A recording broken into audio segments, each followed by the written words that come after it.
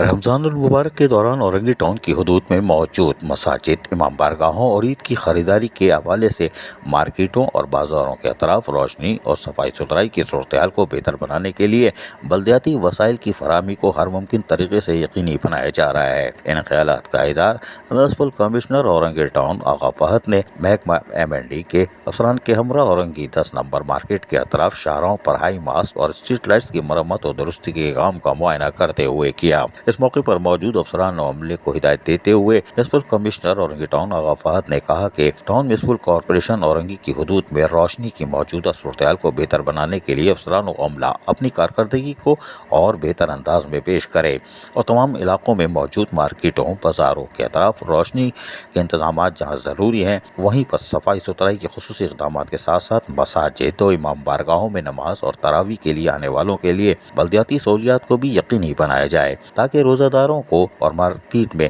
عید کی خریداری کے لیے آنے والوں کو کسی قسم کی پریشانی کا سامنا نہ کرنا پڑے۔ میونسپل کمشنر آغا فہد نے بات چیت کرتے ہوئے کہا کہ رمضان المبارک کے دوران محکمہ M&E اور محکمہ سینیٹیشن کے افسران و عملہ عوام کو جاری بلدیاتی وسائل کی فراہمی کے عمل کو تواتر سے جاری رکھیں۔ مقدس آنے والے دنوں یعنی تاخراتوں میں اورنگی ٹاؤن میں رہائش پذیر عوام کو بلدیاتی وسائل کی فراہمی کی رفتار کو عام دنوں سے زیادہ تیز کریں، کیونکہ تاخراتوں میں یقینی طور پر مساجد وغیرہ میں اہتمام کیا جاتا ہے شبینہ کا، جس میں تمام عمر کے تعلق رکھنے والے نمازی مسلمان کی آمد و رفت جاری رہتی ہے، لہٰذا ان کو صاف ستھرا ماحول فراہم کرنے کے ساتھ ساتھ یقینی طور پر روشنی کے بہتر انتظامات بھی ہونے چاہیے۔ میونسپل کمشنر آغا فہد نے کہا کہ وہ تواتر سے ان کاموں کی خود مانیٹرنگ کرتے رہیں گے۔ عزیز عارف، KBS بلدیاتی نیوز کراچی۔ ایسی ہی خوبصورت ویڈیوز فیوچر میں حاصل کرنے کے لیے ریڈ بٹن پر کلک کر کے اور بیل آئیکن کو پریس کر کے ہم سب کے سبسکرائبر بننا مت بھولیے۔